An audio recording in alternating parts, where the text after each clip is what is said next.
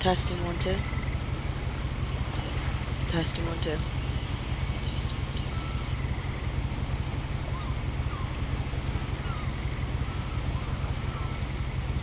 A lot of this isn't going to make sense to you, and I'm sorry about that. I'm just going to start at the beginning, with the house.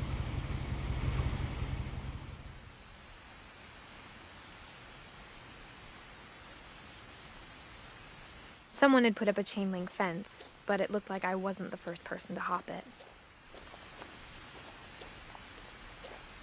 My brother Milton disappeared when I was 4. It was like the house just swallowed him up.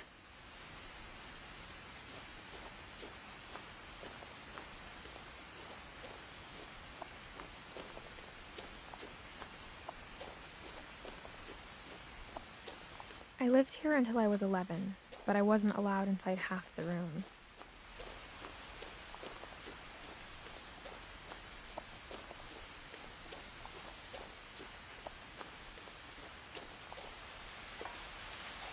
Inside the mailbox were bills from 7 years ago, marked urgent, open immediately.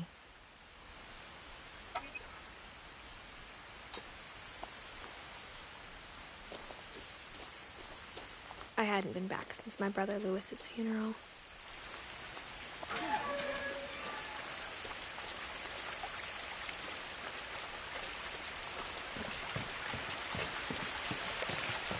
In her will, my mother left me a key, but didn't tell me what it unlocked. Maybe she thought I'd know. Or she thought that the mystery would be enough to bring me back.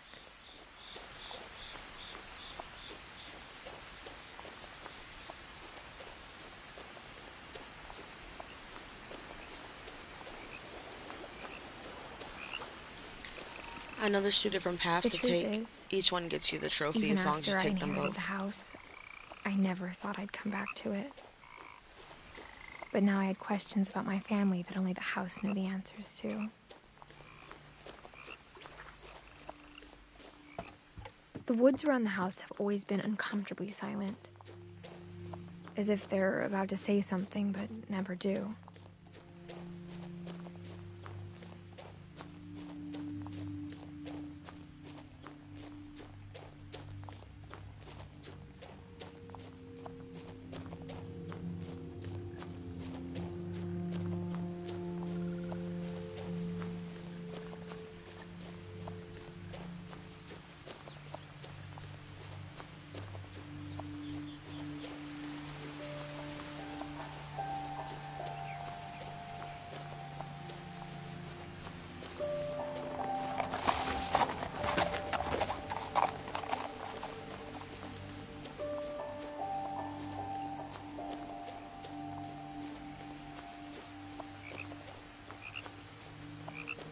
No one had driven this way in a long time, but I saw a few hoof prints.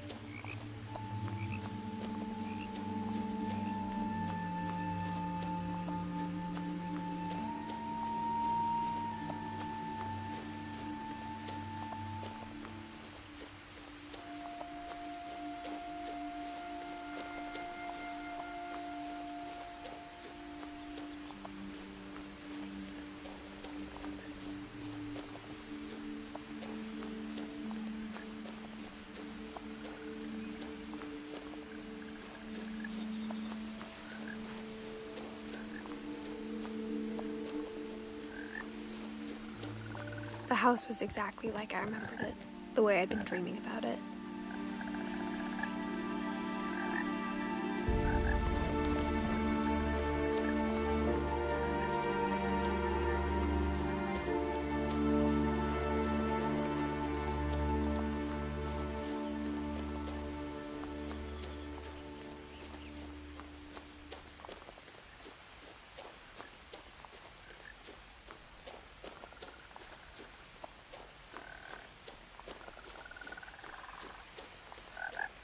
As a child, the house made me uncomfortable in a way I couldn't put into words. Now, as a 17-year-old, I knew exactly what those words were. I was afraid of the house.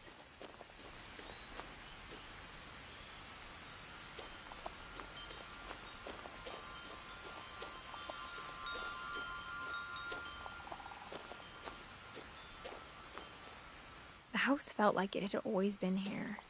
Even the swing set was older than my mother.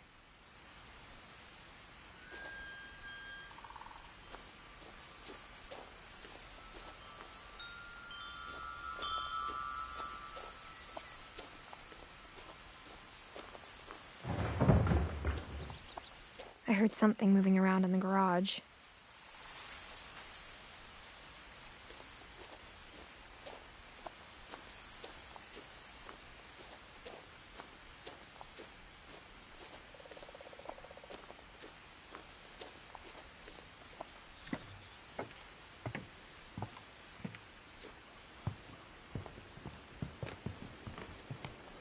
I asked Edie once about the dragon in the pond. She said it had killed her husband.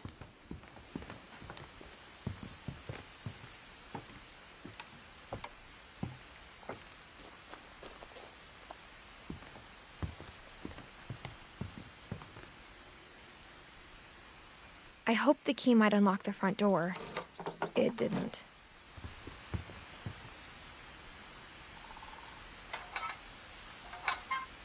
Looking in, I felt like the house itself had been waiting for me.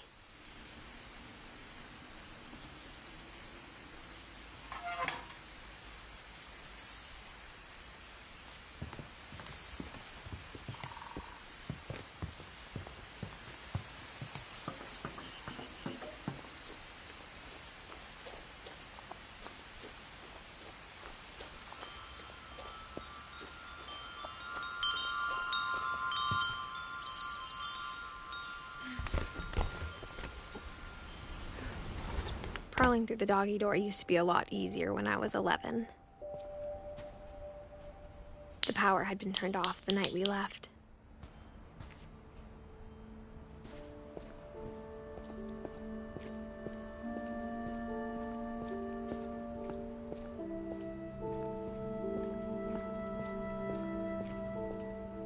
For the first time in years, I felt like I was home.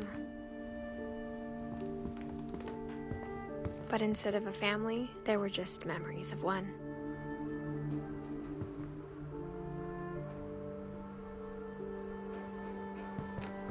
Like how after Louis started working at the cannery, we all got sick of eating salmon.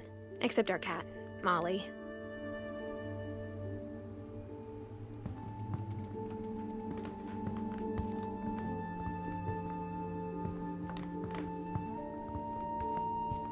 The table was still a wreck from the night we left.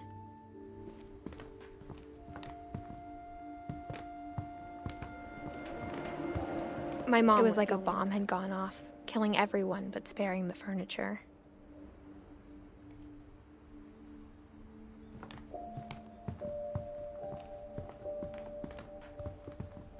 Nothing in the house looked abnormal.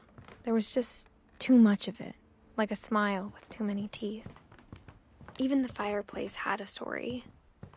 Edie told me the bricks came from the original house, after it sank.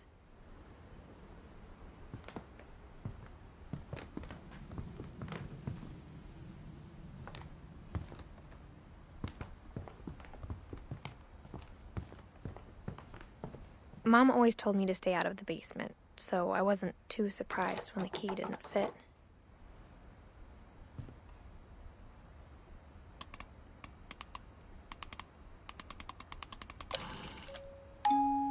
Great-Grandpa Sven built a music box for Barbara, along with the rest of the house.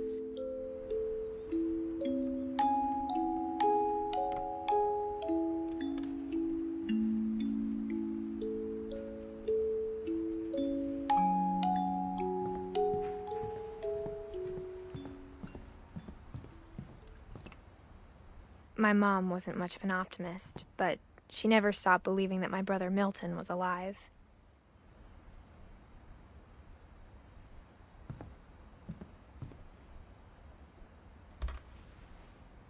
Edie told me once that every Finch who ever lived is buried somewhere in the library.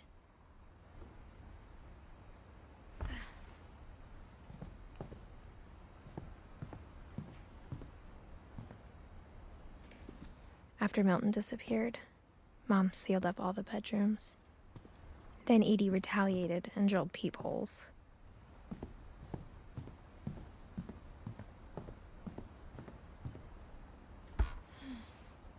The last time I was in Edith Sr.'s room, I was 10 and she was painting my portrait.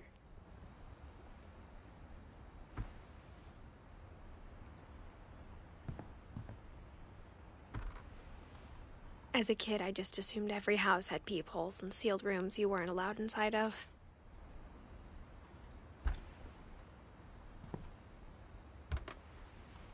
My Grandpa Sam spent 7 years sharing a room with his dead brother, Calvin.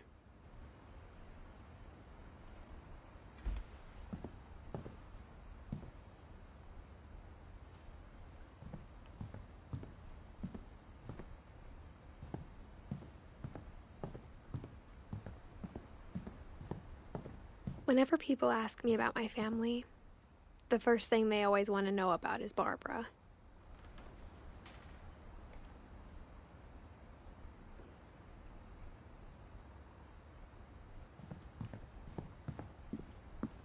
Mom must have locked the third-floor stairs on the night we left.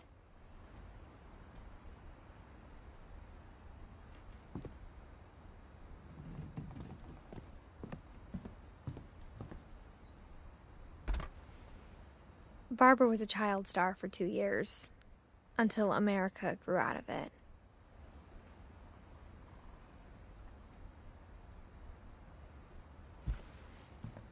Edie's father, Odin, built the original house.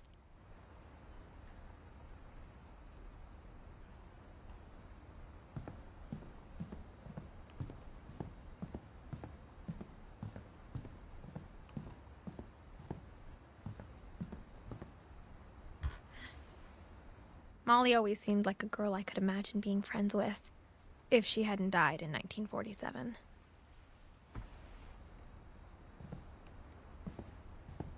She was 10 years old when she died. I spent a lot of time playing in Great Uncle Walter's room.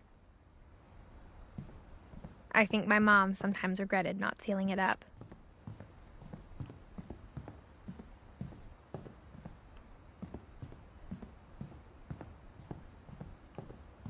Lewis told me there were secret passages, but I never believed him.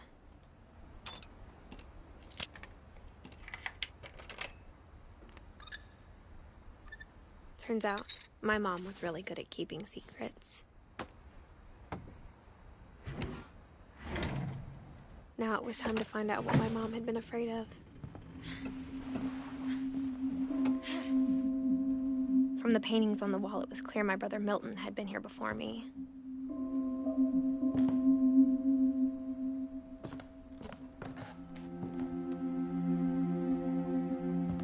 Reading this, maybe it sounds like I had a plan.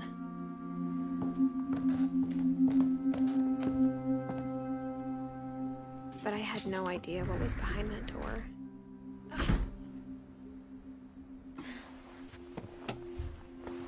Just like I had no idea where all this was gonna lead. I grew up looking at Molly's room through the peephole. Being inside for the first time, I felt like I'd stepped behind a painting.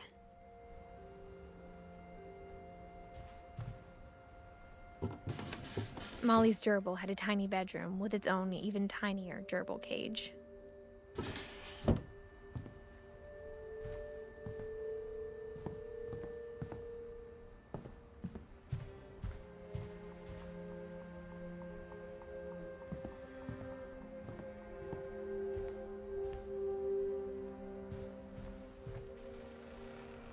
I got the sense Edie had spent a lot of time here, before my mom sealed the doors.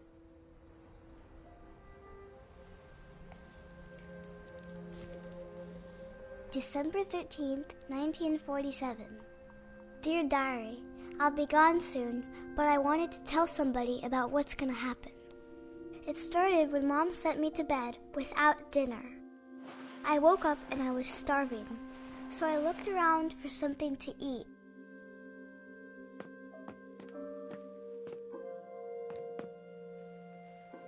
My Halloween candy was all gone. Mom, can I come out now? Sweetheart, it's late. Go to sleep.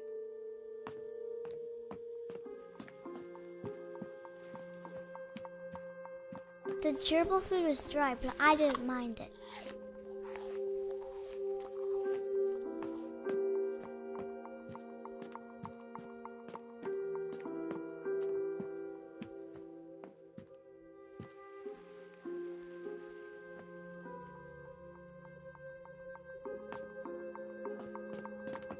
I thought about eating Christopher, but I held back.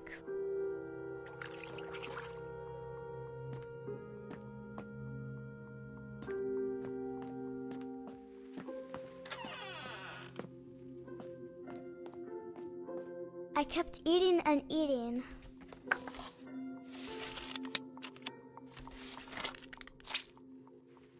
She ate toothpaste because she was so hungry. Poor baby.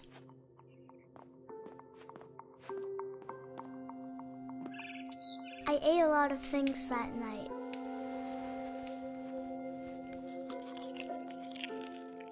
And styrofoam berries.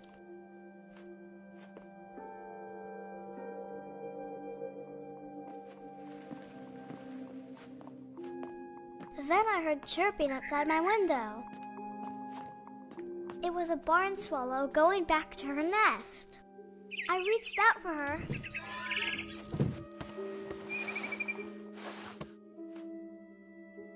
And suddenly, I was a cat.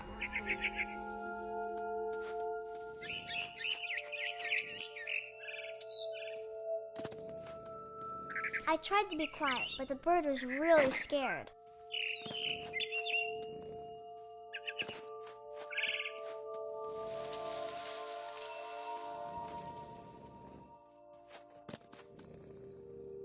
Mom and Dad didn't even look at me.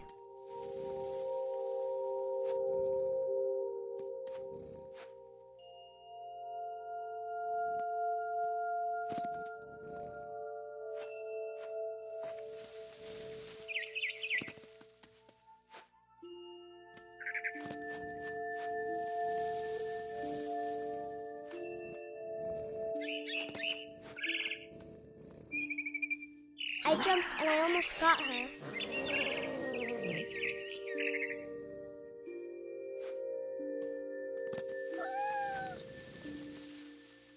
I could tell she was getting really tired.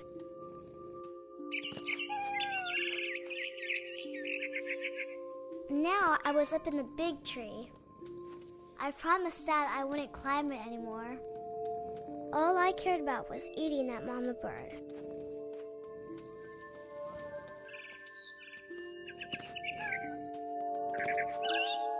I gobbled her up. And suddenly, I was an owl. First, all I heard was the wind. Then I heard little teeth nibbling in the grass.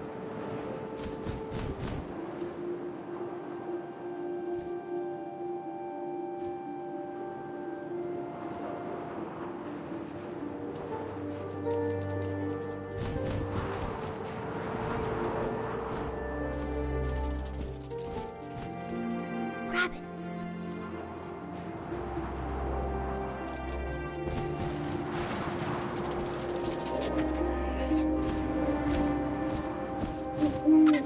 I imagined his face looking up and seeing mine through my talons. I swallowed him up, and I didn't chew one bit. Then I flew off to find something bigger.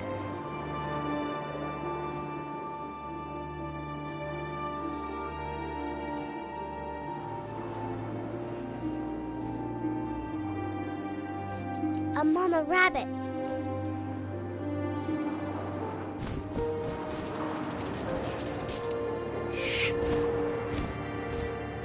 She was almost almost too big to carry.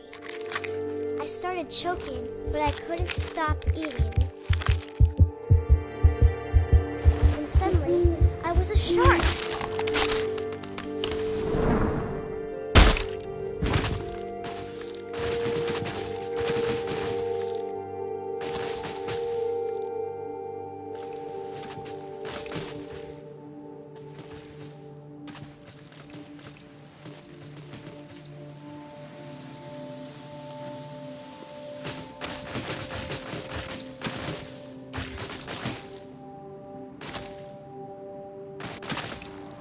I rolled off a cliff and into the ocean. Now, I was hungrier than ever.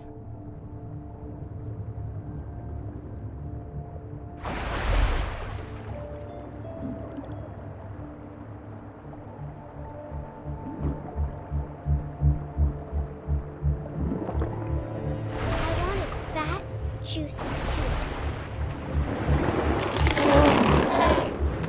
I tore off her flipper, and it tasted really good.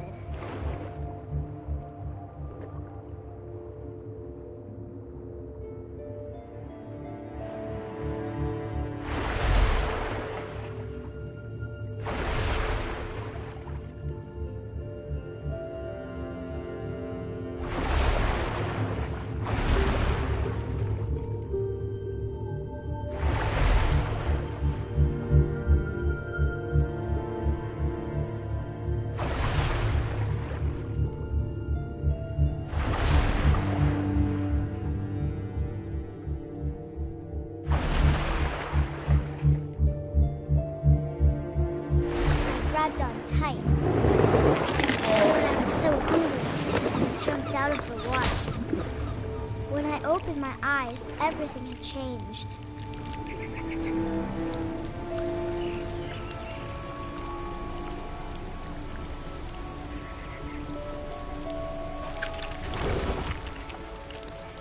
Now I was a monster, and I smelled people everywhere.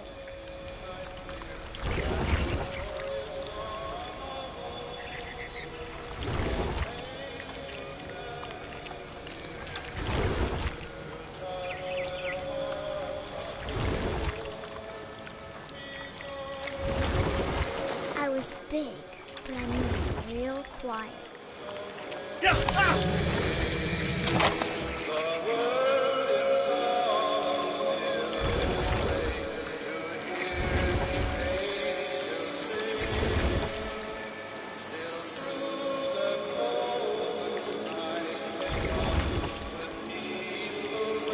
I wanted to stop, but also I didn't.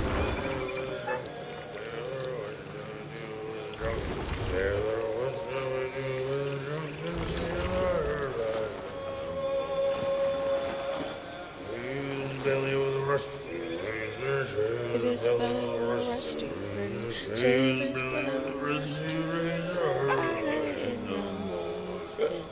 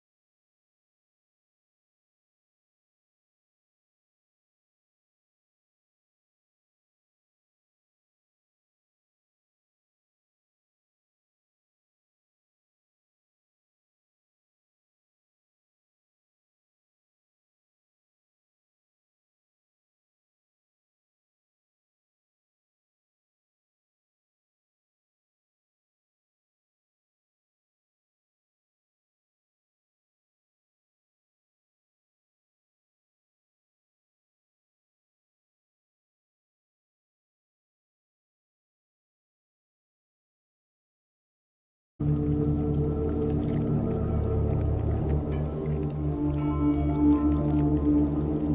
my stomach started growling.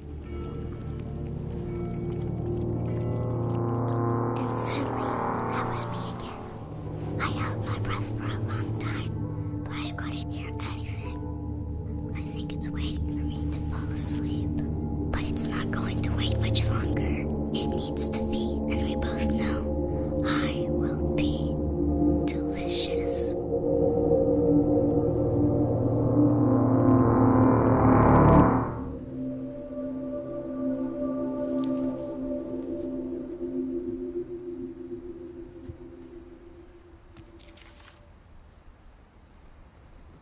I'm not sure if I believed all of that, but I'm sure Edie would have.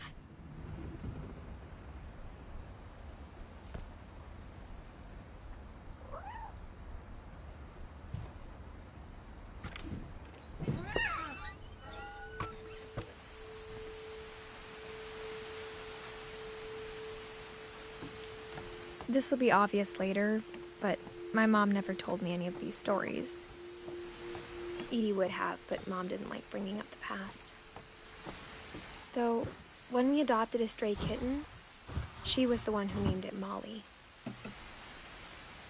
I spent a lot of time in Great-Grandma Edie's room.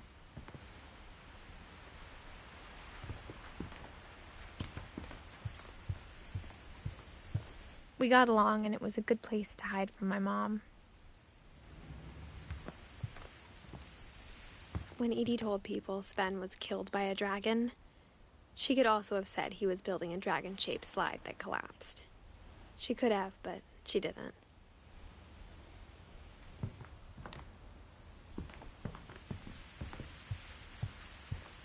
Louis died a week before we left, but Edie had already started to memorialize him.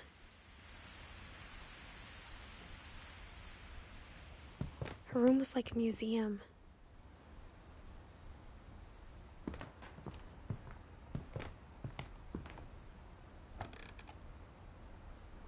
For 500 years, the Finches have been famous throughout Norway for their fortune and misfortune.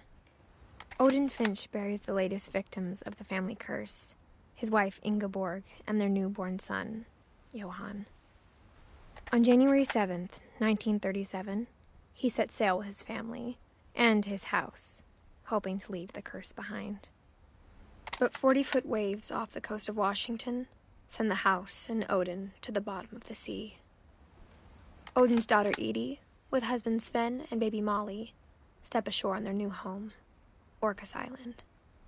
Odin Finch is the first to be buried in the new family cemetery. His daughter Edie is already dreaming of a new Finch house.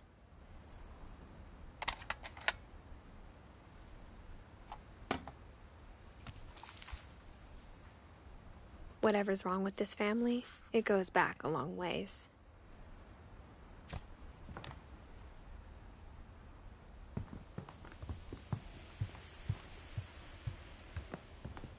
Even in her 90s, sometimes Edie seemed a lot younger than my mother.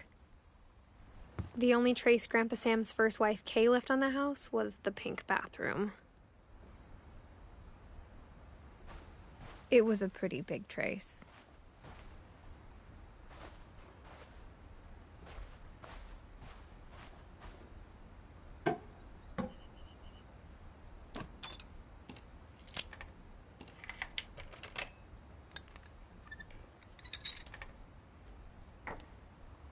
There's a secret in this bathroom. It's in the last place you would look. It isn't in the cupboard. It's hidden in this book.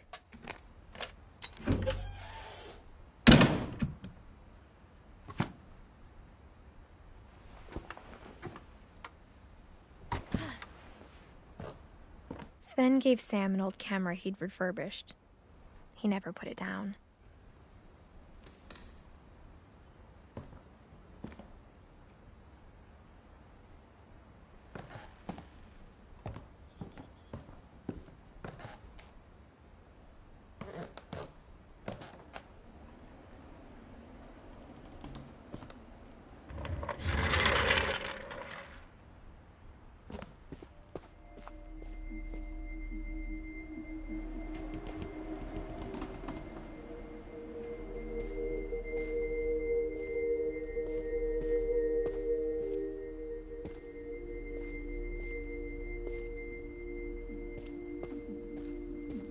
I knew Grandpa Sam had a twin, and that he never talked about him.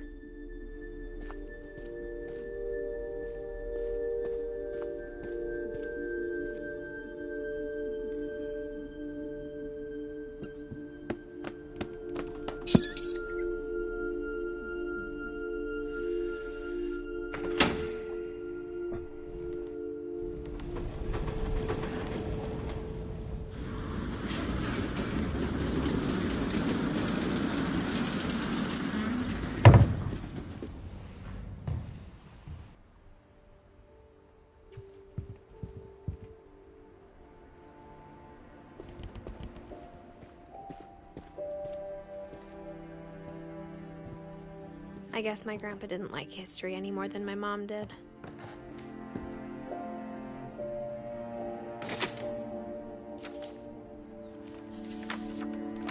How I Want to Remember My Brother by Sam Finch. The thing I remember is that when he made up his mind, that was it.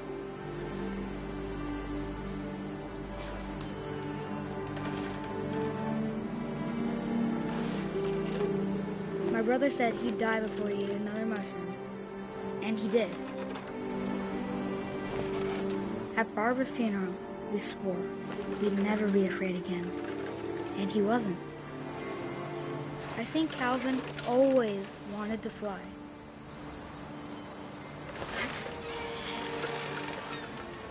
Sam! Calvin! Dinner's ready! Coming! But that day, he finally made up his mind to do it. I told him going around was impossible. Maybe if I hadn't said that,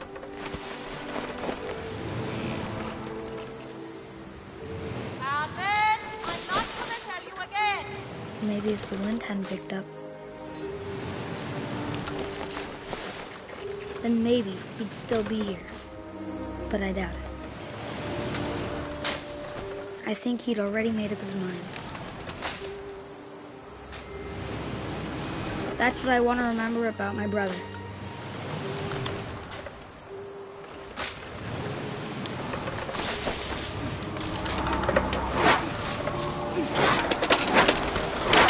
The day he made up his mind to fly. And he did.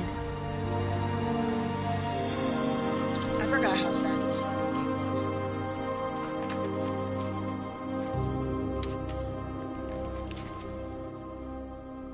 Calvin's story felt strangely familiar. When I was younger, I remember trying to do the exact same thing.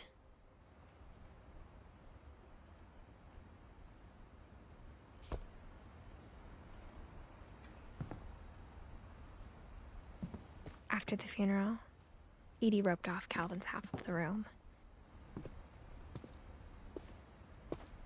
Mom said Grandpa Sam enlisted at 18 and never set foot in the room again. The passages were a pretty tight fit. They'd obviously been built for smaller hands and bellies.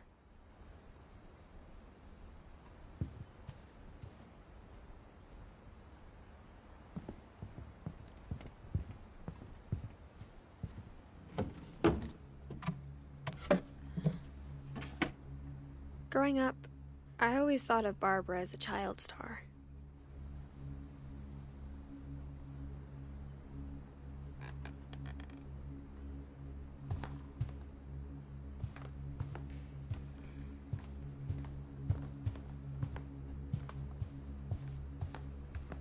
I never thought about how hard it must have been for her afterwards.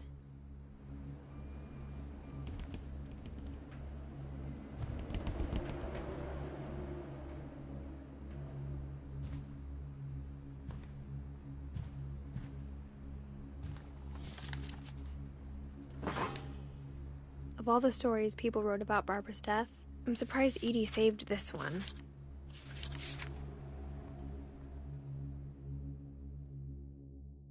Old Jack here with another ghastly tale inspired by America's most unfortunate family.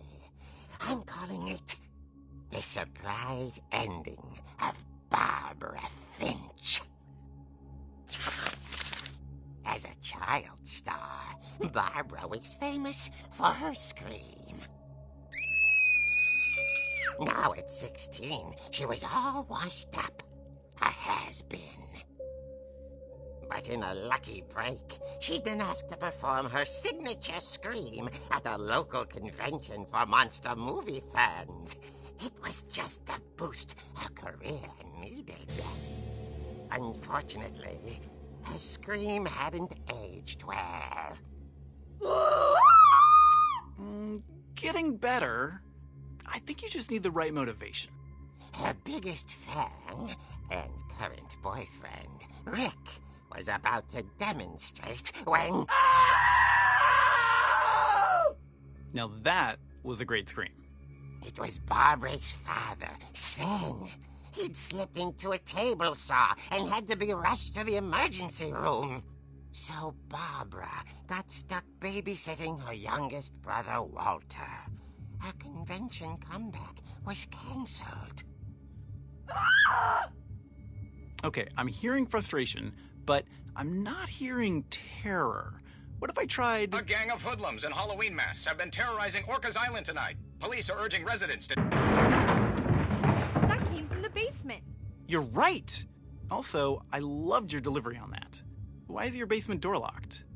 Because my dad likes making puzzles and secret passages. There's a key hidden in the music box. The secret is to keep winding and winding until finally the key pops out. Thanks, babe. I'll be back in a sec. 20 minutes later, Rick hadn't returned. So Barbara went to look for him, right on cue. She reached for the music box. And as she wound the key, she listened for Rick, but the house was silent.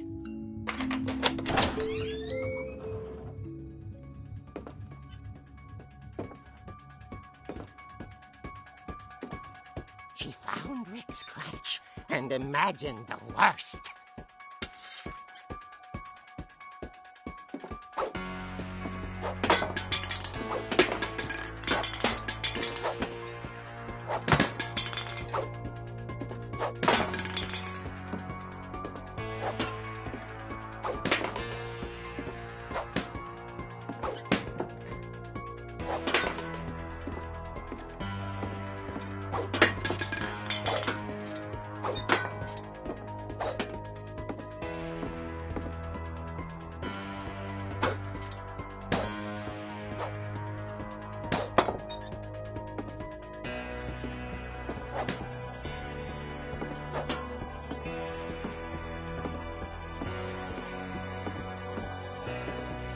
I'm so sad the trophy did not.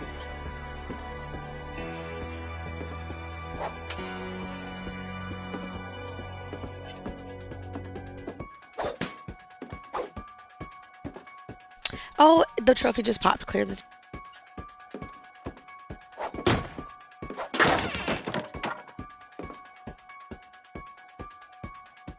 And I got a trophy milestone from PlayStation. The gang's leader is the infamous Hookman killer, Dr. Carl Hamill, who impaled and then ate his family 10 years ago tonight.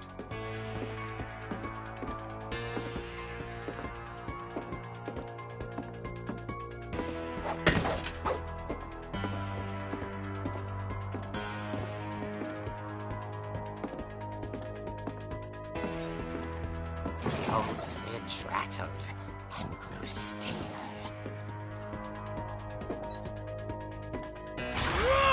Oh dear! Oh! Rick? Barb, relax. I was just trying to scare you to help you find your scream. Well, I'm not scared, Rick. I'm furious. Then act furious. All I'm getting from you now is that you're hurt and confused and She threw him out, but she kept a little something to remember him by. Barb, have you seen my other crutch? And she was still holding it when she fell asleep watching the late picture show. Hours later... Barbara! Walter? What's going on up there? Ah! Okay, I'm coming up, but if this is a trick, you're dead, Walter.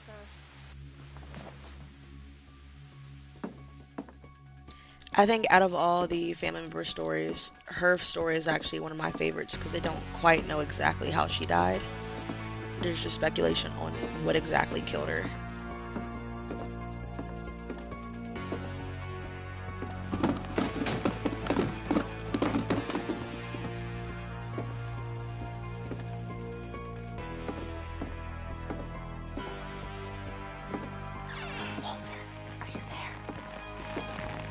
Walter had vanished, but his bedside radio was still on.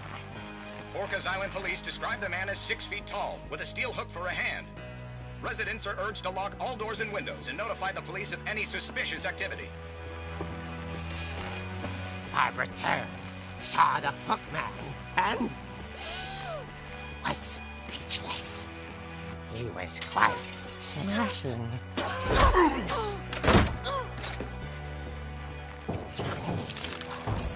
He couldn't get enough of Barbara. Okay, Barbara, there's gotta be another way. Not. She played her part beautifully.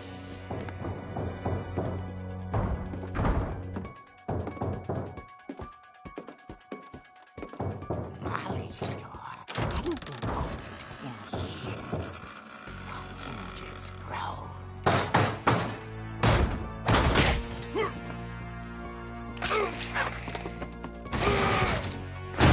He wasn't moving, but she sensed the story might not be over yet.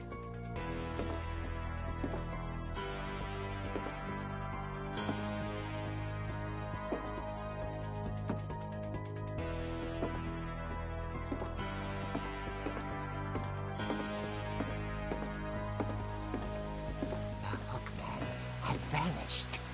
She listened for his breathing, but all she heard was...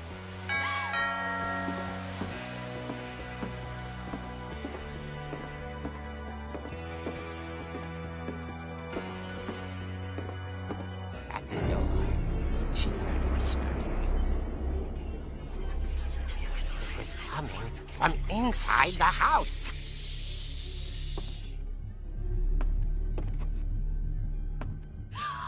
Oh dear.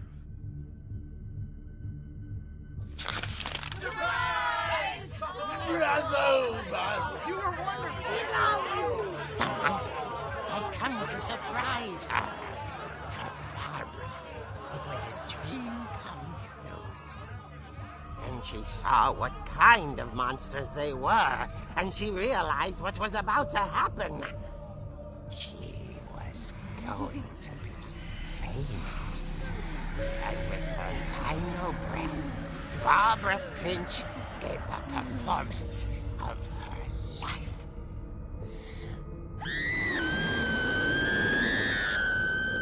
I wasn't there myself, but I hear Barbara was magnificent.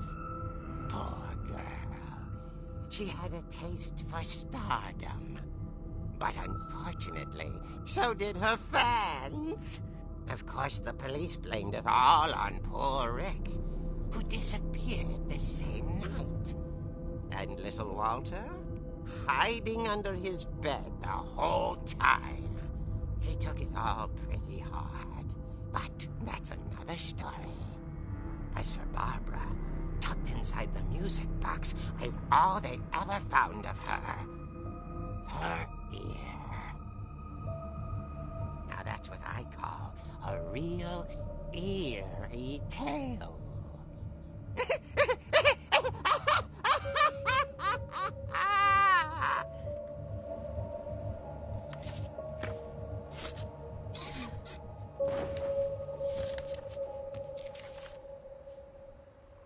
Edie told me all Barbara wanted was to be remembered, as absurd as that comic was. Maybe what Edie saw was a happy ending.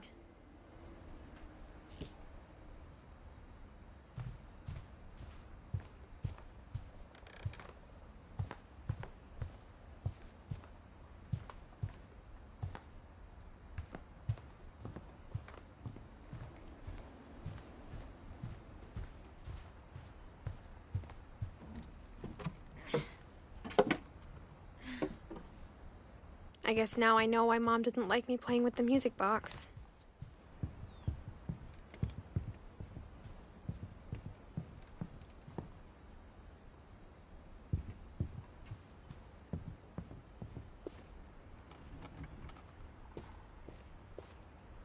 It's funny. All those times I played with the music box and never found the basement key.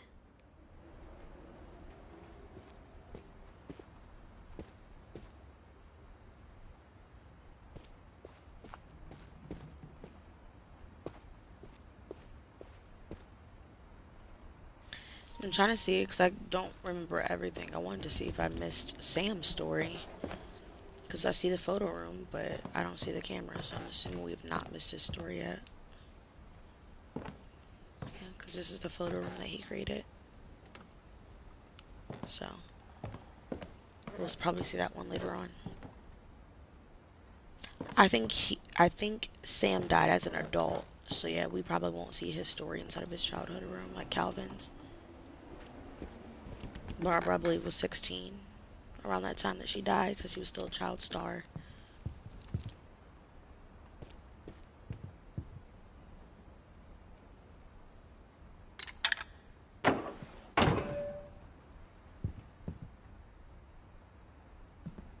I wonder if that comic was right about there being a key inside the music box near the basement.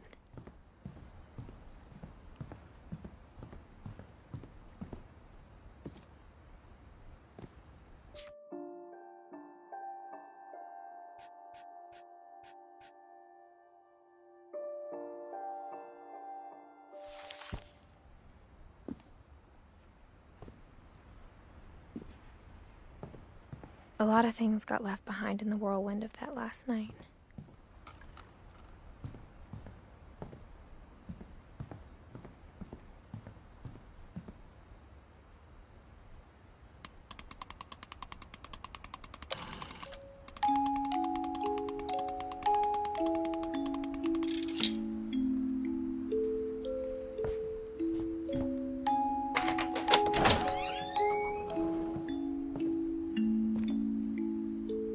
Of course, let's go to the creepy murder basement, the house that doesn't have power.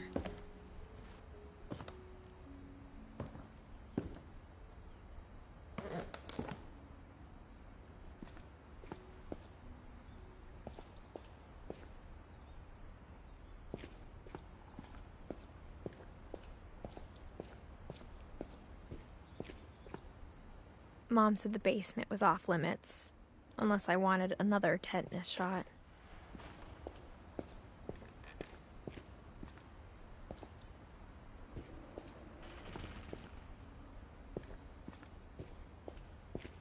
I saw Edie sneak down to the basement once, carrying packages.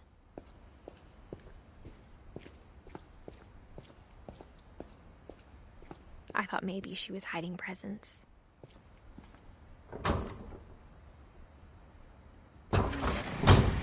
It turned out she was hiding a lot more than that.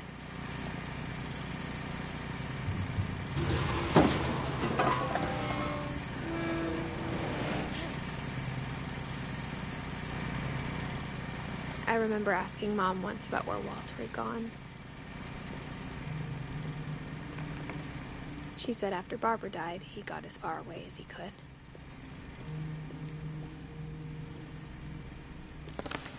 If there's a pattern in all these stories, I think it's that none of us has gotten very far.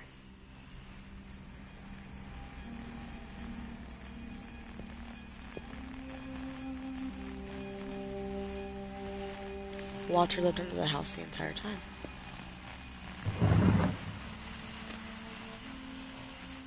Goodbye, everyone. I can't believe I've been down here for 30 years.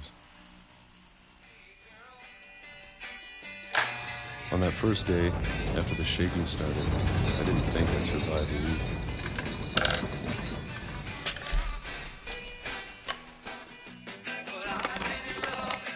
But after a few days, I settled into a routine. That's what kept me sane.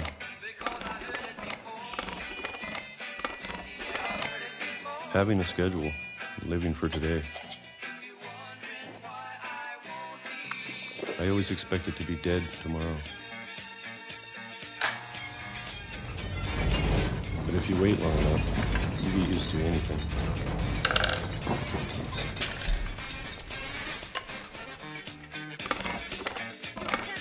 Even a monster on the other side of a door starts to feel normal. Almost friendly.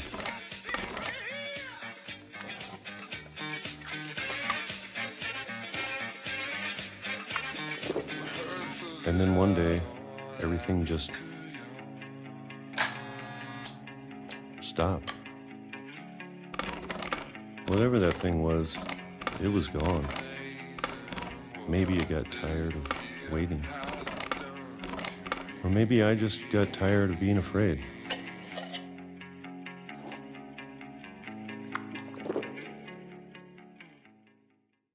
It's been a week now, the longest in 30 years. I'm done waiting. I have to leave. Well, I still can.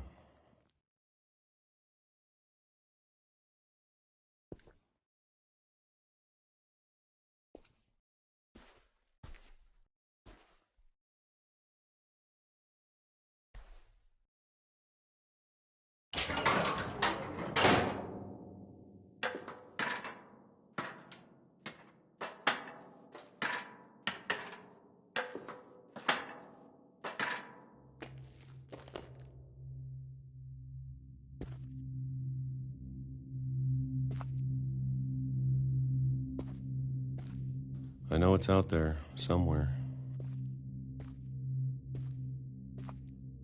Whatever killed Barbara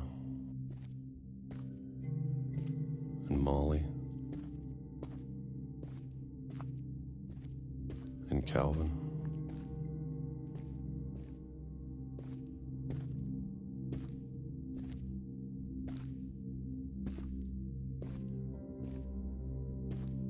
Maybe this is all a mistake. But I need to stop living the same day, even if it kills me.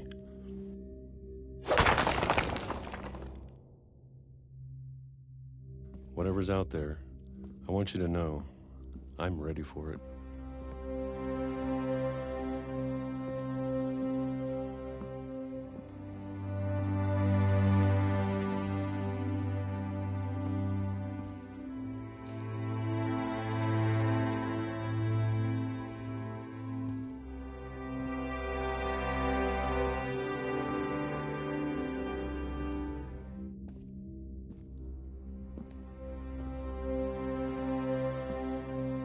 I'm going to appreciate all of it, especially the food.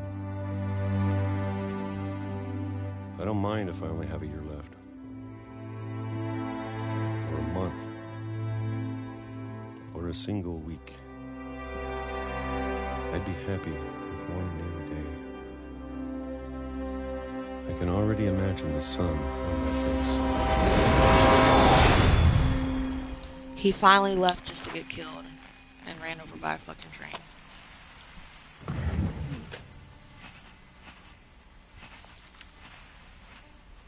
Walter died when I was 6.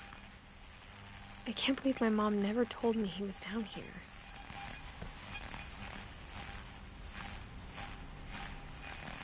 I'm sure my mom was trying to protect me.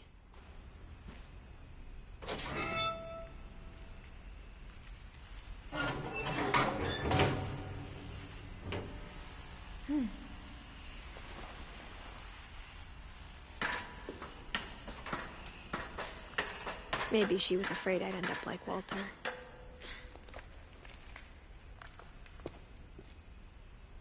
But if she never told me about an uncle under the house, I can only imagine what else she was hiding. I don't want to make the same mistakes she made. Trying to bury something that's still alive.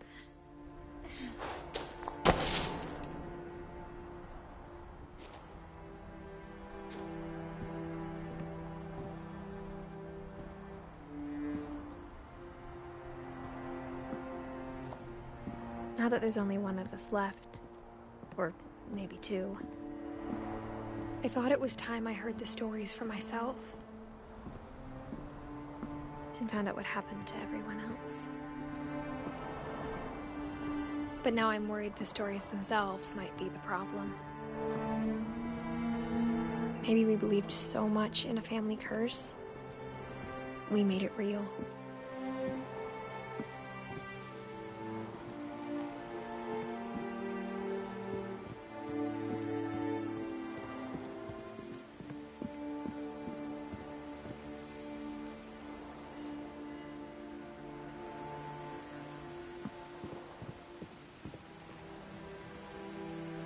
I don't know if I should even be writing this.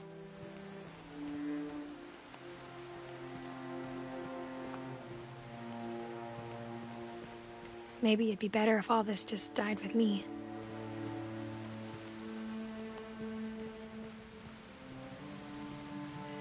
But I thought you should know about your family.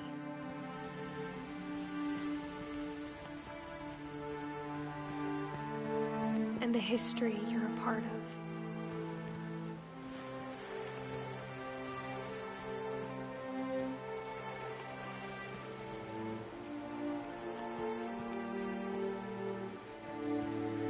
Though to be honest, I feel as lost as you probably do right now.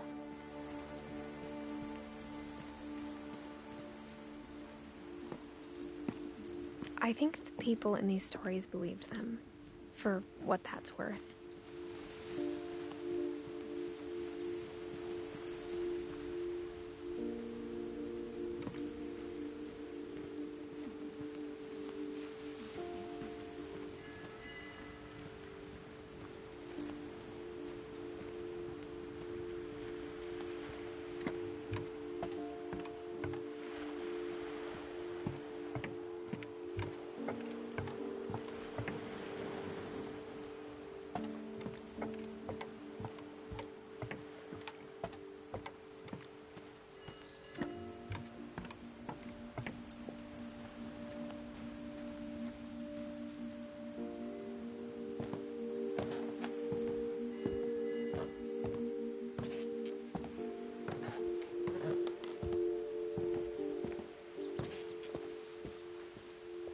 When you look at the house, that history of imagination and stubbornness and madness, any of it seems possible.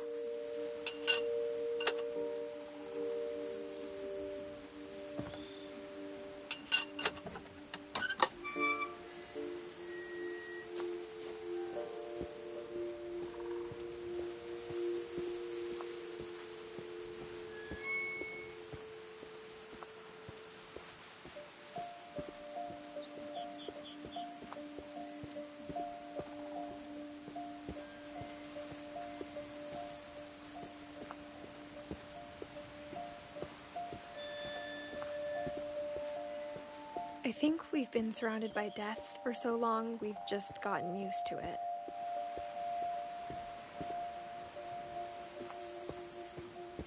What kind of family finishes building a cemetery before starting the house?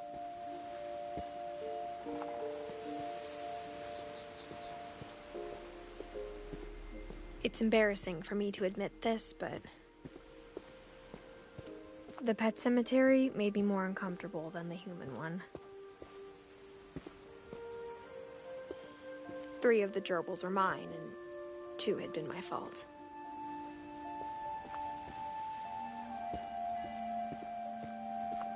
Sven built the house, but it was Edith who designed the cemetery.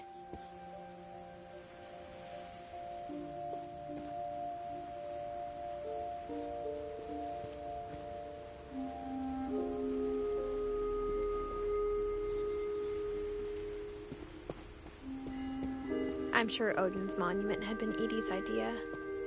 My mom was always trying to move on, but for Edie, the past never went away.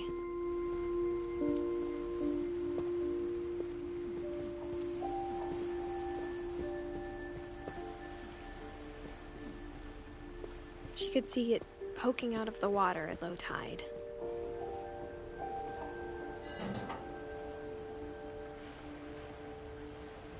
Edie said she dreamed about the old house every night.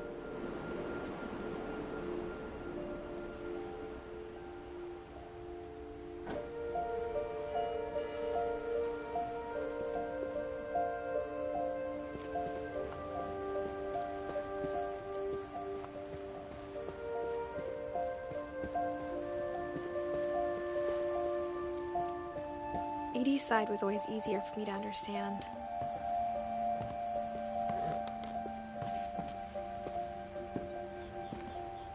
But the older I get, the more I can see where my mom was coming from. Her dad had been pretty strict, but it wasn't enough to save her brothers. She was just trying to do better. She lost 2 of her brothers, just like I did. I get why she tried so hard to protect us.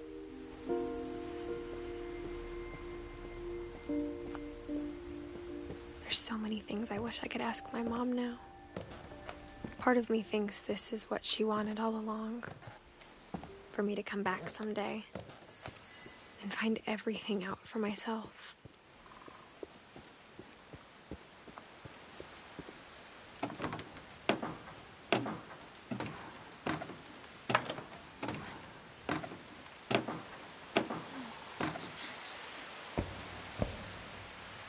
But looking back on it now,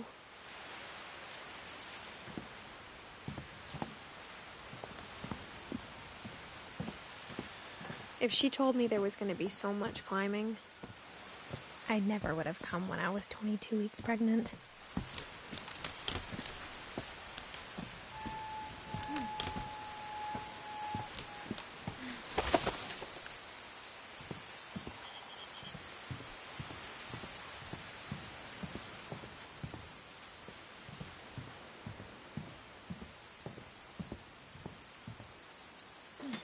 I never met Grandpa Sam, but I think he and my mom had a lot in common.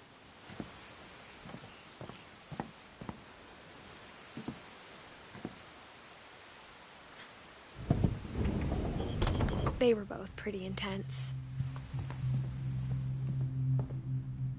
Alright, so this is Sam's story. They actually added a new trophy for PlayStation 5 version for this that's not in the original game.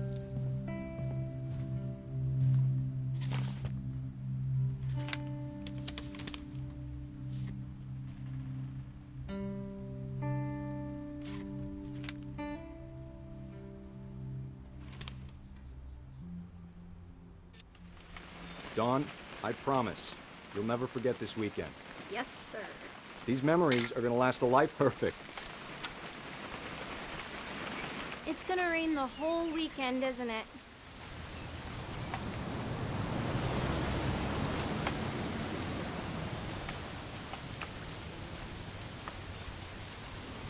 Please just take the damn picture.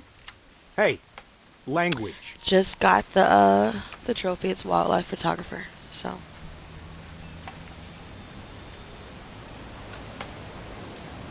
I will never forget this weekend, Dad. Okay, got it. I'm gonna take some pictures, okay? Just be careful. The camera's older than you are.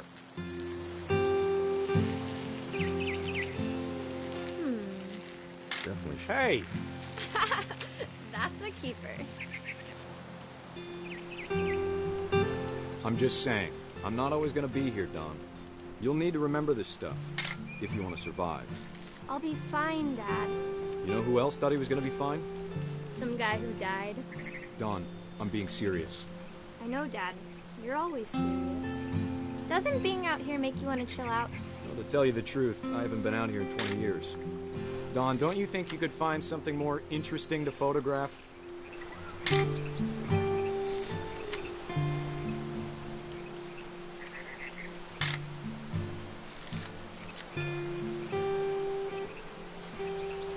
Last time I was with my brother Calvin. Man, that was a great trip. You don't need to waste any more film on me, kiddo.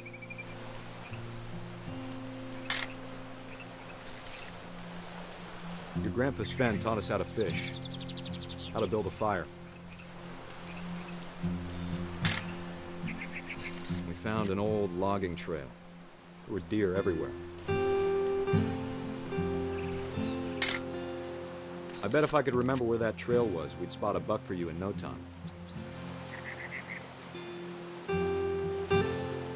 Give me a minute to check the map.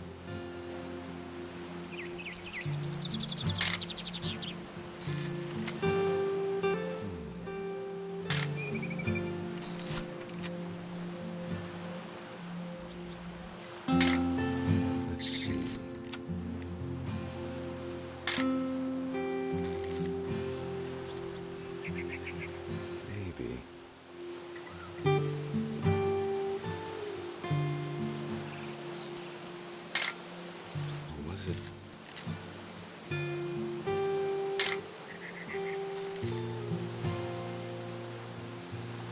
could have been?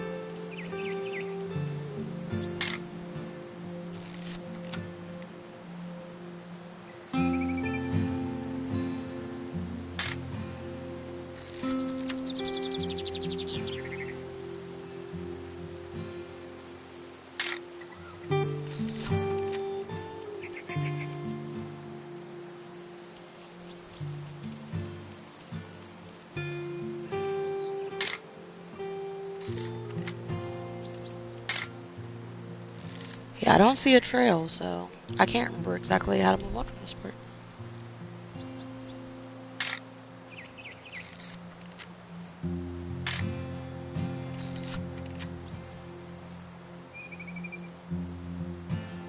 I could have swore I had to spot a buck, but I don't see one, so...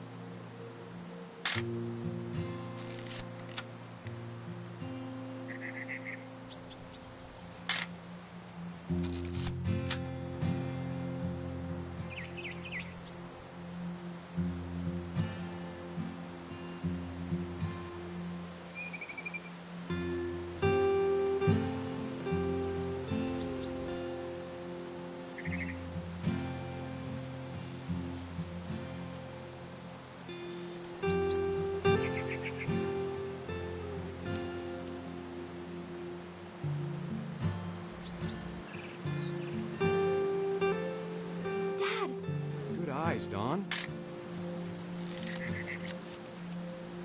Before you take the shot, let me get a picture of you.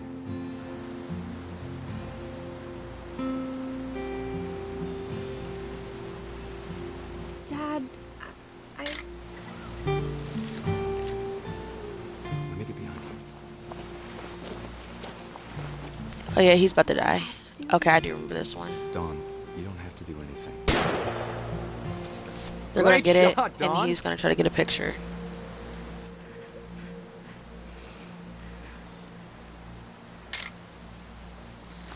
I'm proud of you, Dawn. Always remember that, okay?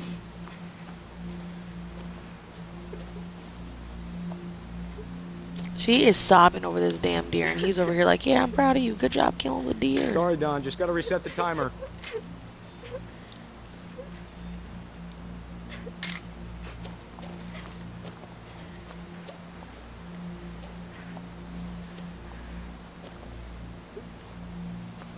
Dad, it's twitching. I think That's it's totally so... normal, Dawn. Just focus on the camera. Try not to think about... Dad! And got that crap on camera.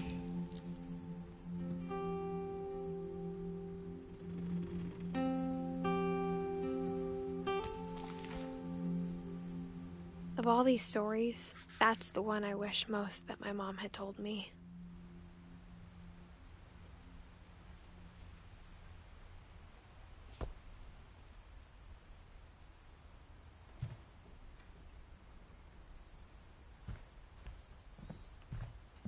Sam spent his life shooting photos, but Mom said he got nervous being in front of the camera.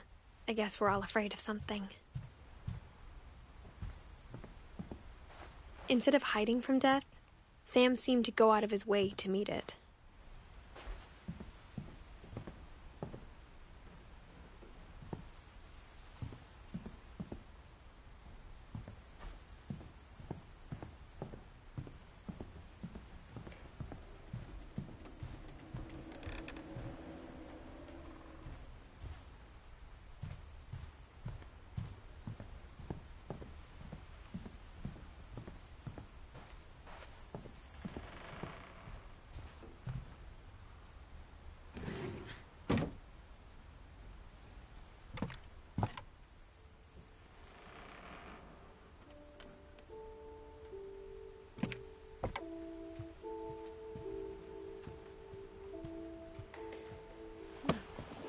After Sam died, my mom and Edie got really close.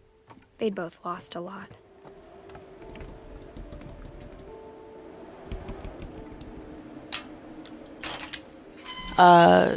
For anybody who's watching, just give you a trigger warning. This is about a baby, so they don't show you what happens, but you kind of can imply what happens. So if you have any issues with death like that, then I just want you guys to be aware. I can't imagine my mom ever writing poetry, and yet... Gregory is about a little baby though, so just give me all a heads up. Dear Kay, do you remember the way Gregory used to laugh when he thought he was alone?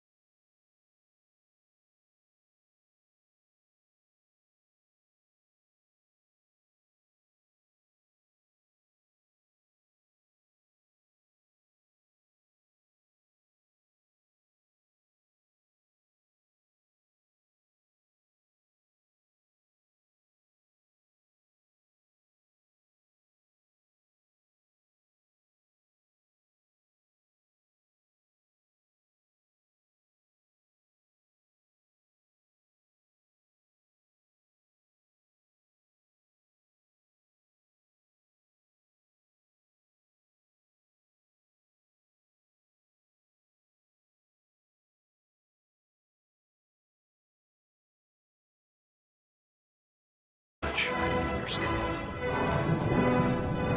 About Gregory. About everything.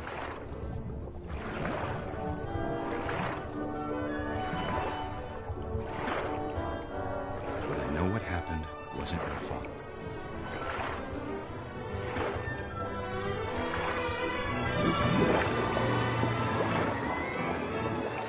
I'm sure he's happy. And he'd want you to be happy too. Good luck, Kay. Love, Sam. Alright, Gregory's part is over. Just, like I said, just wanted to give you guys a heads up because that one's a hard one.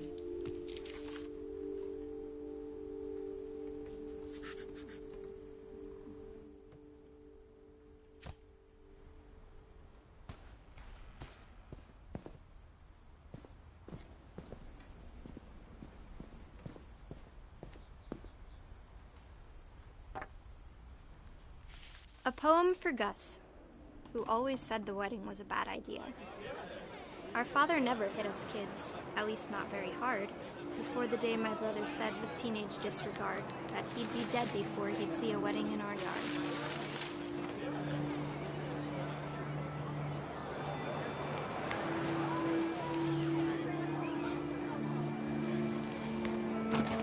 My father made him come, of course, but Gus stood far apart, just flew his kite and bottled up the storm inside his heart.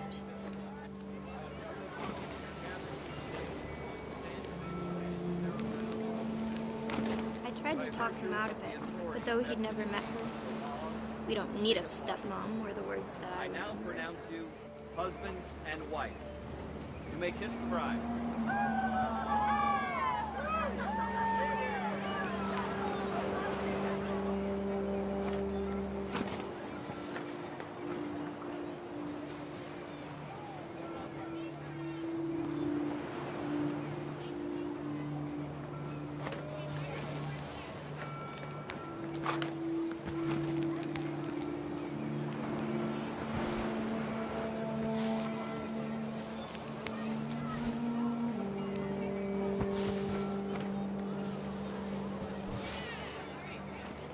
When the time for photos came, Dad ordered him to Come here. But Gus declined, and as a sign held up his middle finger.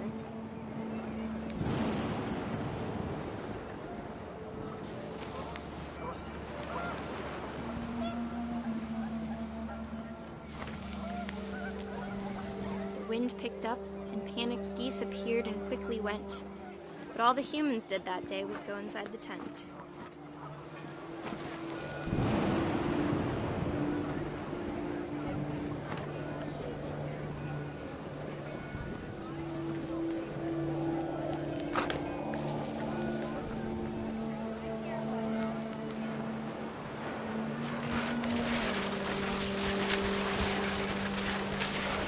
Rain came down in buckets then, but no one seemed afraid that nature might destroy the tent our dad had crudely made.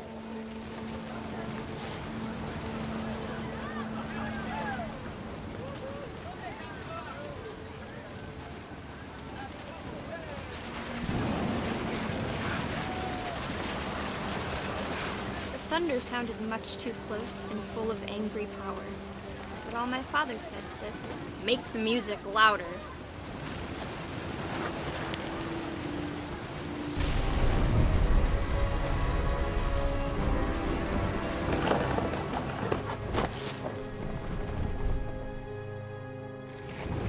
I wish that I could truly say I thought about you on that day.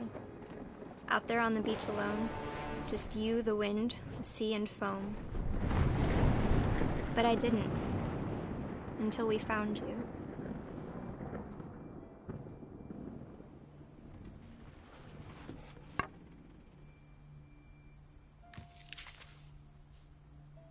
She never talked about him, but Mom told me once if I was a boy, they were going to name me Gus.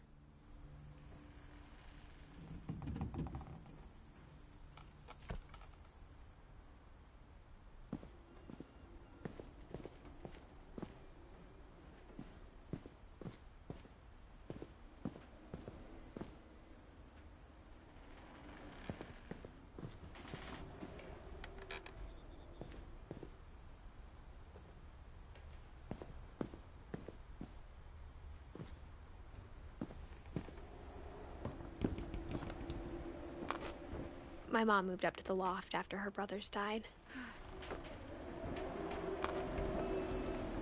At the time, it was as far away as she could get.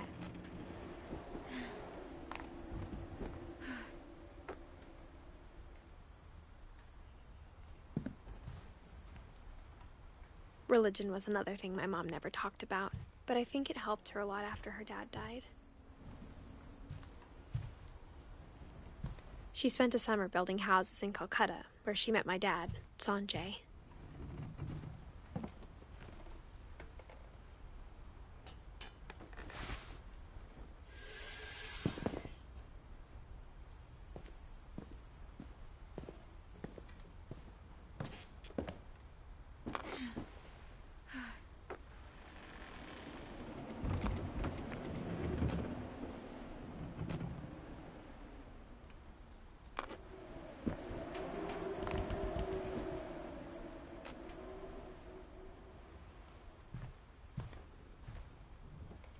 My mom moved to India a week after graduation and got a job teaching English. Louis was born a year later.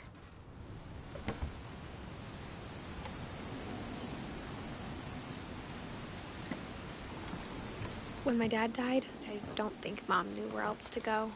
I'm sure Edie was happy to have her back and to see kids in the house again.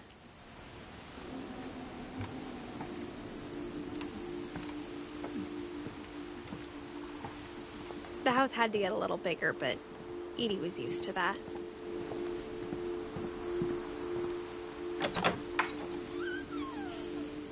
And for a while, things were good. Almost normal. But it didn't last.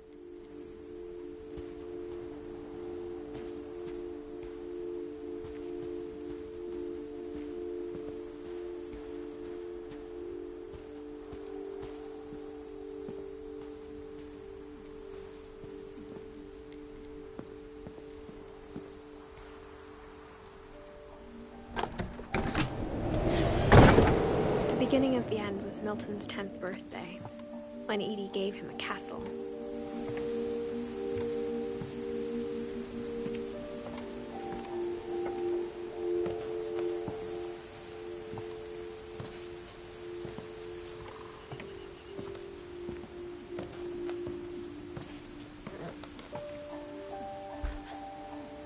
After Milton disappeared, the only thing he left behind was a room full of paintings.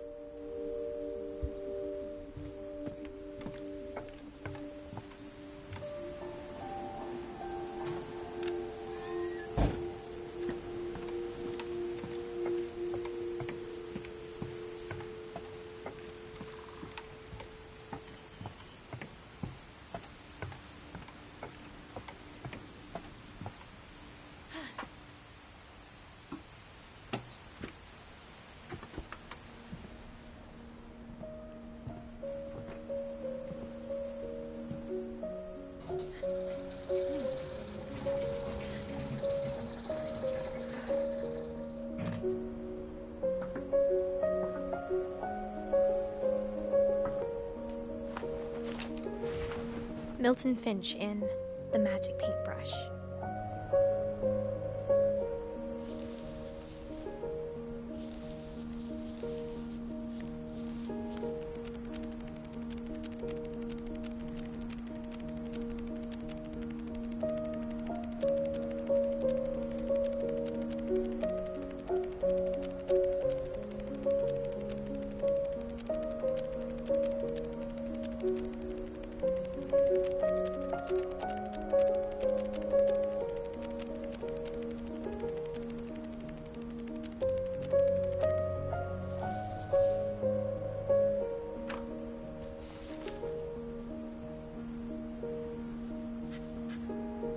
I was 4 when Milton disappeared.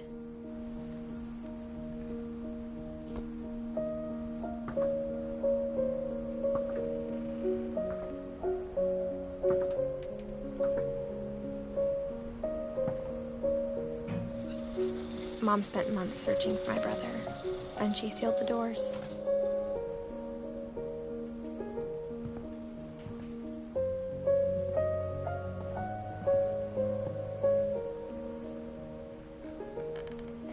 Whatever Milton had found in the house, Mom didn't want it getting out. I think it's really cool that you can actually see her baby mom, because I've never noticed that before.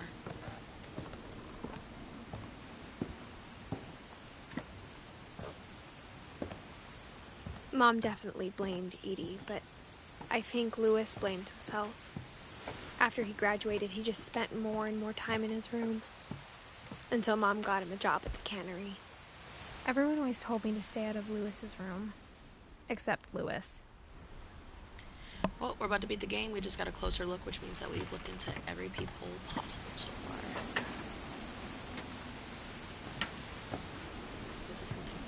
think is there a way to go up over there? There is not. I don't think so.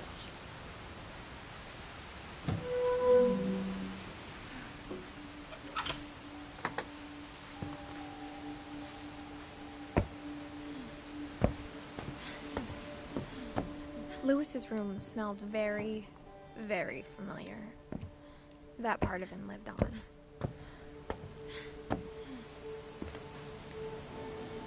Yeah, it's not gonna let me go down, so.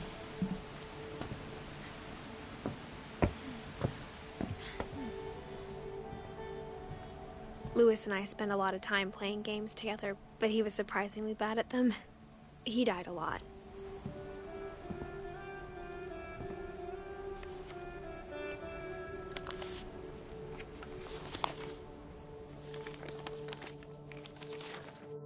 Dear Mrs. Finch, as Louis's psychiatrist, I can understand your desire for an explanation.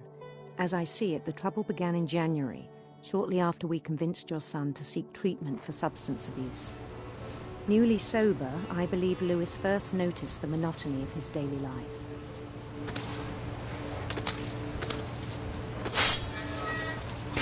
He kept working at the cannery, but he withdrew part of himself. In our sessions, I saw the same behavior.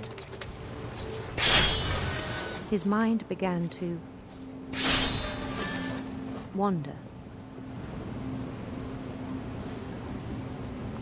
I asked him to describe it. He said he started small, imagining a labyrinth. He'd feel his way about. Then something moved. Bats. And toads. And things that have not names. He knew it was all in his head.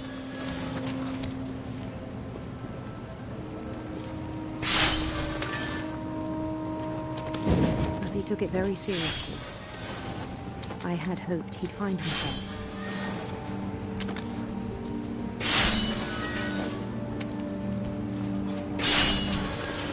But he found something more.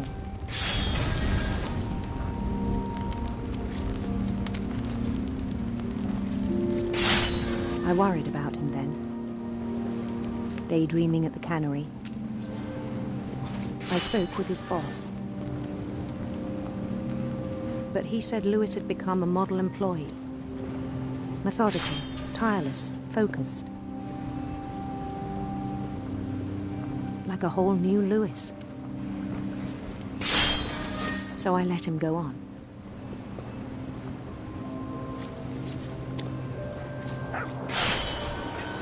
I even encouraged him.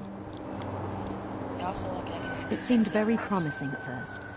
Because I don't get the fish, I can't keep it. He told me he'd made a new friend.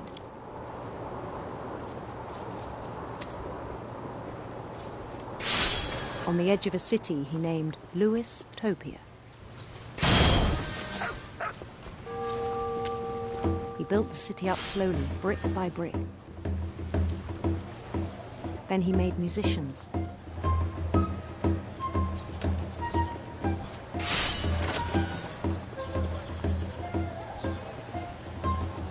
And songs for them to play. He talked about starting a band. And he was always humming something. Every day his imagination grew stronger. no longer spoke at the cannery. But his chopping was as reliable as ever. Then one day it struck him that all the cheering crowds, even the stones under his feet,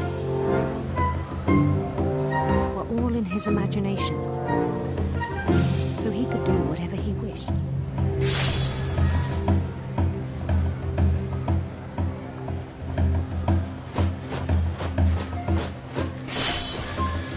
He held an election for mayor.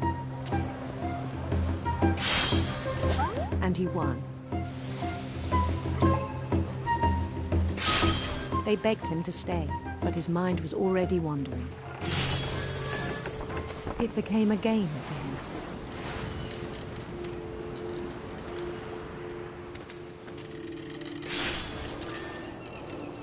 He'd conquer a city, then immediately push on.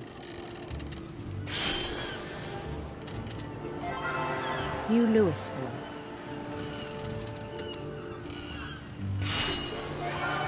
St. Louis. He started drifting away from our reality.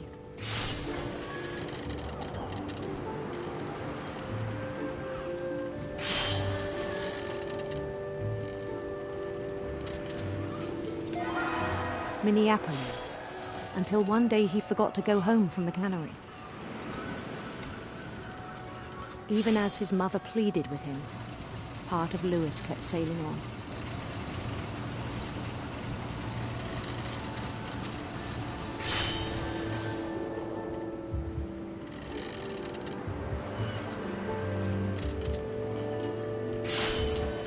In Louisburg, he heard rumors of a handsome queen.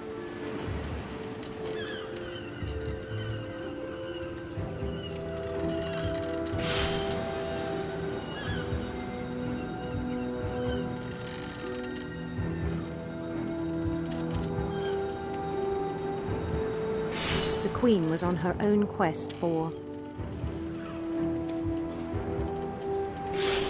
radiant rainbows.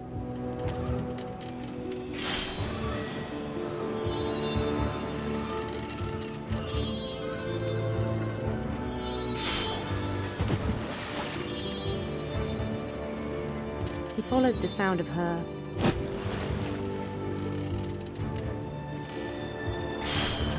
silver harp.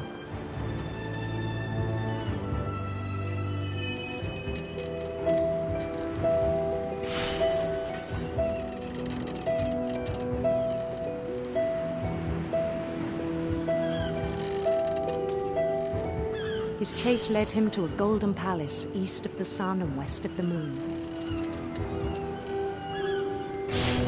Even then, his logic remained sound. He knew the world was all in his imagination.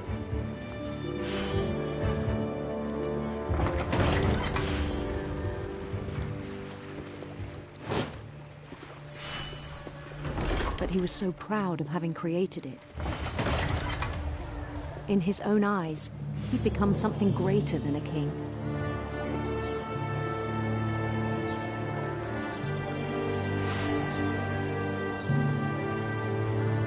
For someone who'd never known success in the real world, I think it was overwhelming. And then it struck him that the real Louis was not the one chopping salmon, but the one climbing the steps of a golden palace.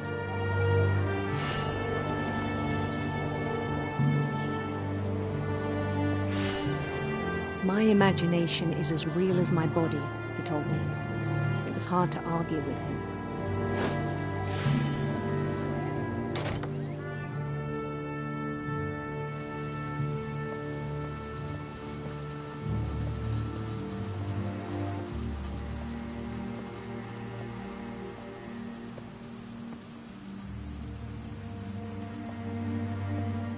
He began to forget the world we know.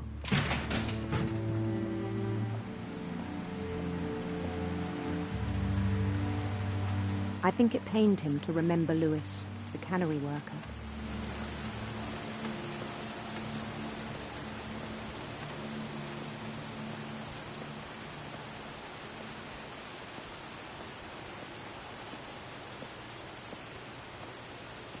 began to despise the man with a royal contempt.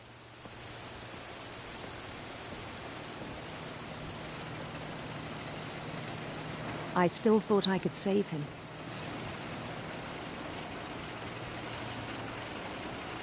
Even after he said he was being crowned king over all the lands of wonder.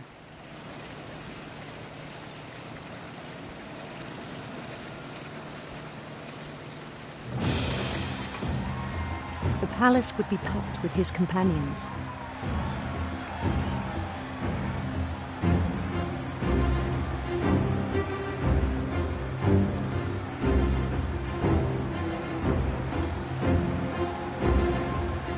Including the wise Calico who'd insisted on advising him.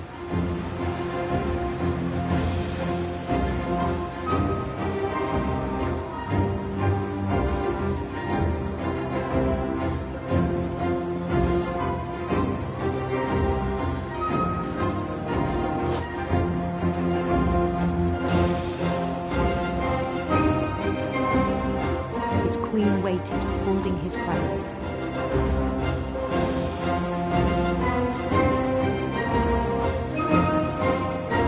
There was only one thing left to do.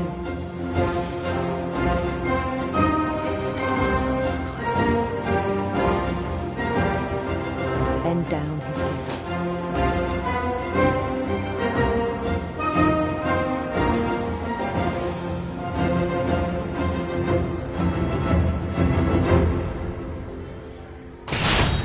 And the rest I think you know. Mrs. Finch, your son was a kind man who will be missed by all of us who knew him.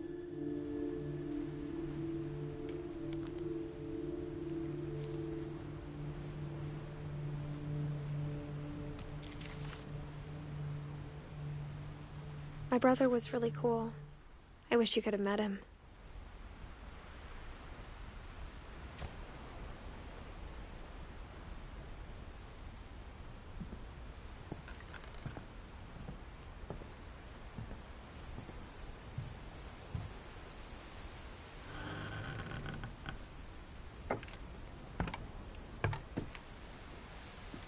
On the way back from Lewis's funeral, my mom told me to start packing. She waited until the day before we left to tell Edie. I'm not sure if she wanted to make it easier or harder.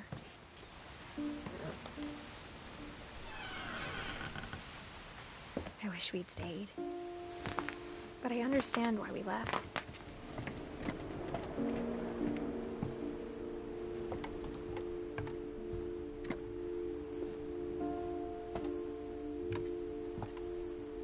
What happened that night had been coming for a long time. Maybe it should have come sooner.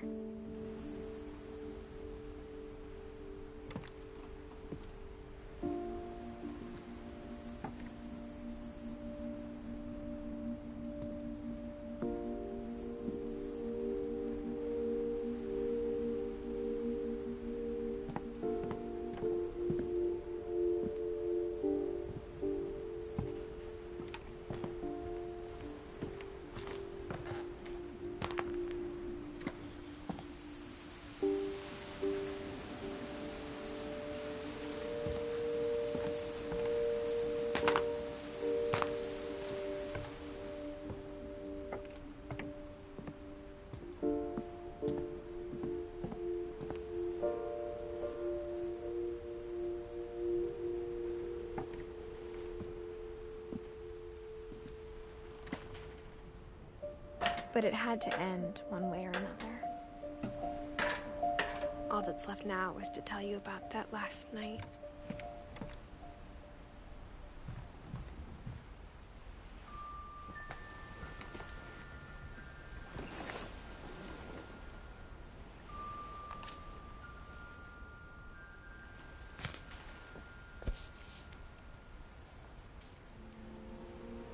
That whole last day, Edie just watched us pack and didn't say a word.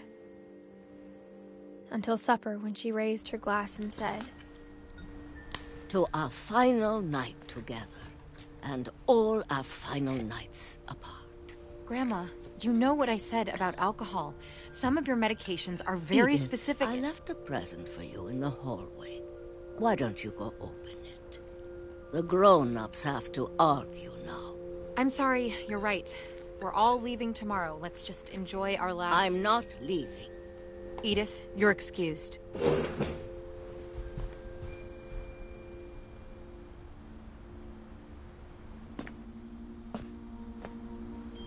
The power had been shut off that morning, but Edie always had plenty of candles. When my mom sealed the library, I don't think she knew about the other entrance. Or that Edie had a key to it.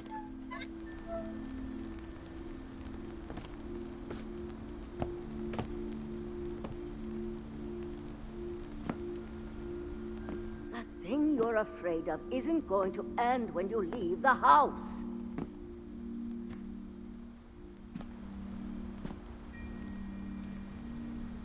Edith has a right to know these stories.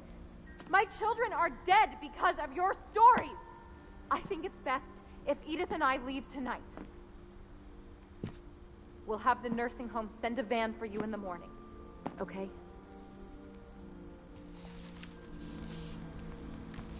Dear Edith, there's so many stories I wish I could tell you, but there's only time for one. This is about what happened on the night you were born.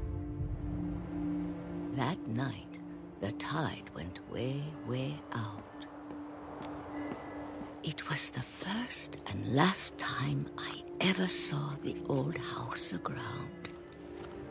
There'd been an earthquake out in the middle of the ocean. They called it the lowest tide in 1,000 years. God, it smelled awful. You know, I've seen that house every day of my life.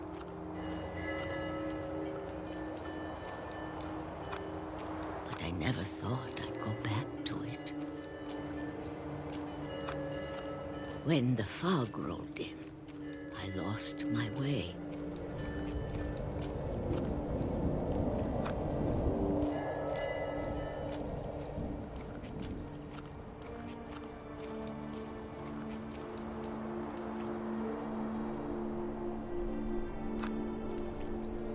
I got turned around.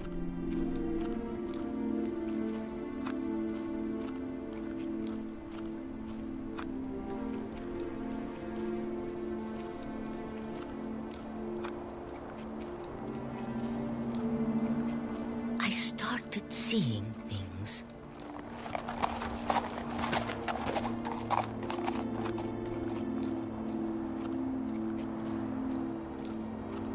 Things I'd forgotten had ever existed.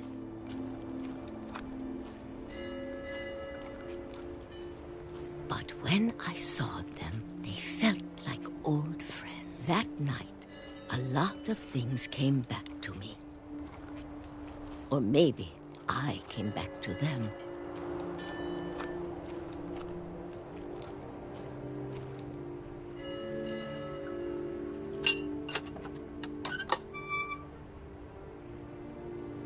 Things I can't explain, but that I need you to try and... Edith, what are you doing in here?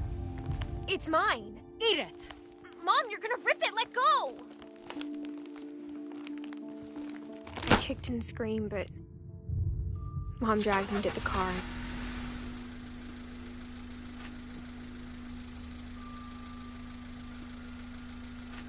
I never saw Great-Grandma Edie again. The next morning, the van came to pick her up, but she was already gone. After that, we moved around a lot.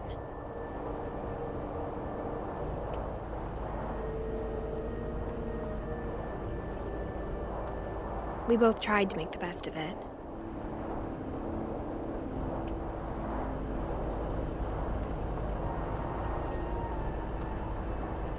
A few years went by.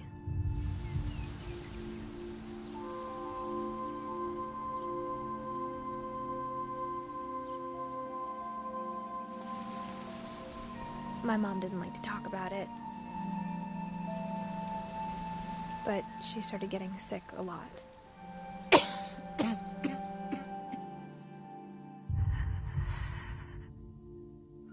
she got better for a while, and then she didn't. And then I was alone.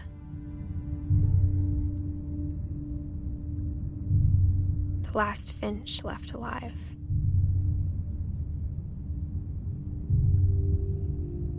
Until I found out about you. I'm still not sure what to tell you about all this. If we lived forever, maybe we'd have time to understand things. But as it is, I think the best we can do is try to open our eyes. And appreciate how strange and brief all of this is.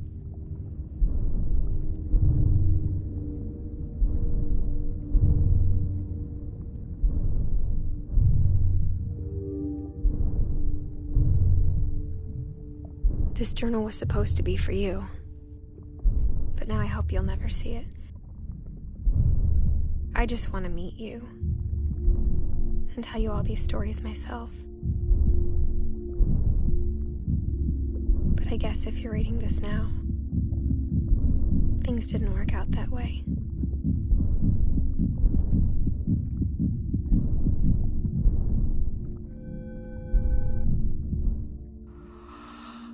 This is where your story begins. I'm sorry I won't be there to see it. It's a lot to ask, but I don't want you to be sad that I'm gone. I want you to be amazed that any of us ever had a chance to be here at all. Good luck.